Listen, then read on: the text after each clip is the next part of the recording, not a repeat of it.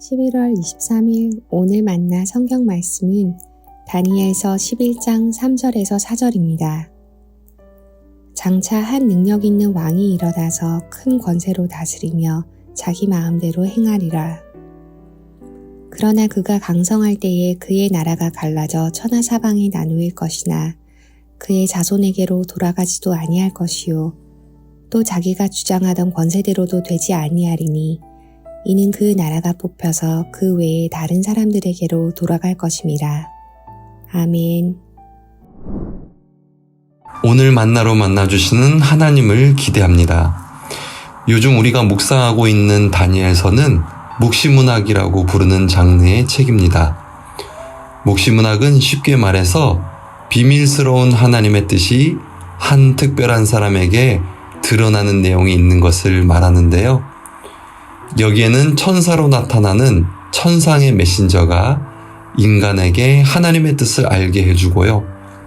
공간적으로는 초월적인 장소가 나타나며 시간적으로는 종말에 있을 구원을 말합니다. 그리고 또 한 가지 중요한 특징은 묵시문학은 신앙이 핍박받는 시기에 나타난다는 것입니다. 드러내놓고 당대 권력자들을 비판하거나 심판을 말할 수 없기에 신비한 상징으로 표현하는 것이지요. 대표적으로는 구약의 다니엘서와 신약의 요한계시록이 묵시문학입니다. 핍박과 박해받는 공동체를 향한 하나님의 뜻을 전하는 말씀입니다. 이 장르를 염두에 두고 오늘 본문을 이해하기 원하는데요. 오늘 우리가 읽은 본문이 있는 다니엘서 11장은 내용상으로는 역사를 말하고 있습니다.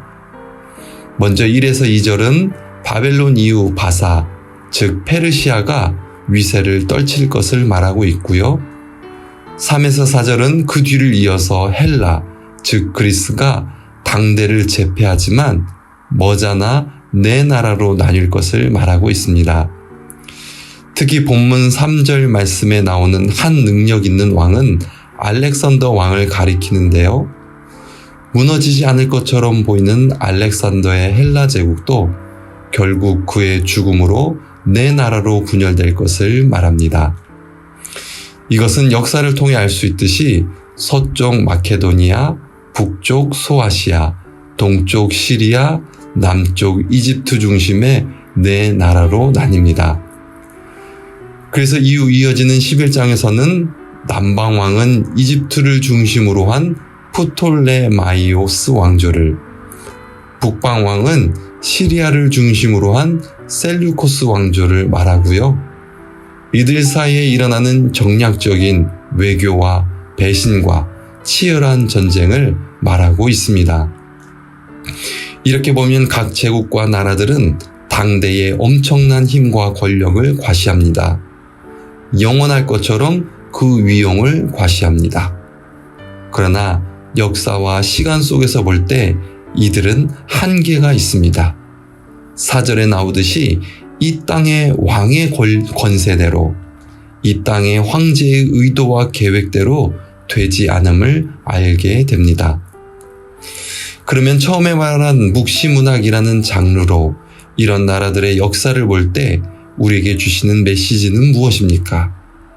하나님을 믿는 신앙 때문에 핍박과 고난을 당하는 신앙 공동체에 주시는 하나님의 뜻이 무엇입니까? 그것은 바로 지금 당장은 제국의 힘과 권력으로 인해서 핍박과 고난을 당하지만 그 권력이 영원하지 않다는 것이고요. 모든 역사와 나라의 흥망성쇠를 아시며 주관하시는 분은 하나님이시라는 것입니다. 그렇기 때문에 신앙을 포기하지 말고 영원하신 하나님을 향한 소망을 가지라는 말씀입니다. 지금은 고통과 억울함 가운데 있지만 역사의 주인이신 하나님께서 모든 것을 바로잡으시며 구원을 주시니 이것으로 위로와 격려를 누리라는 말씀입니다. 종교의 자유를 보장하는 대한민국에서 우리가 나라로부터 신앙 때문에 핍박을 받지는 않습니다.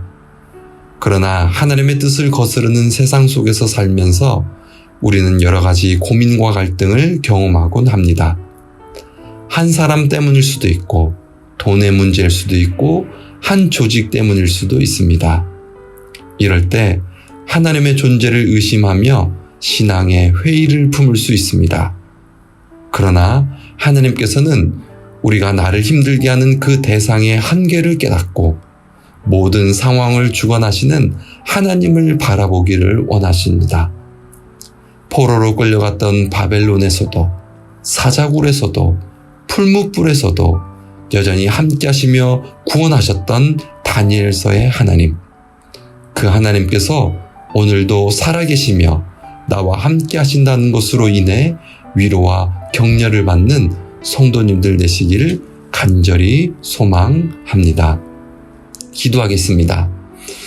하나님, 오늘 말씀을 통해서 세상 나라의 힘과 권력은 한계가 있으며 모든 것을 주관하시는 분이 하나님이심을 깨닫게 하시니 감사합니다. 지금 나의 믿음을 흔드는 그 대상 역시도 영원하지 않으며 그 모든 것을 주관하시는 분은 하나님이심을 믿음으로 고백하게 하옵소서. 포로처럼 묶여있는 상황, 사자굴과 같고 풀무불과 같은 고통과 어려움 속에서도 나와 함께 하시는 하나님을 바라보며 위로와 격려를 얻게 하옵소서. 예수님의 이름으로 기도합니다. 아멘. 두 가지 제목으로 기도하겠습니다.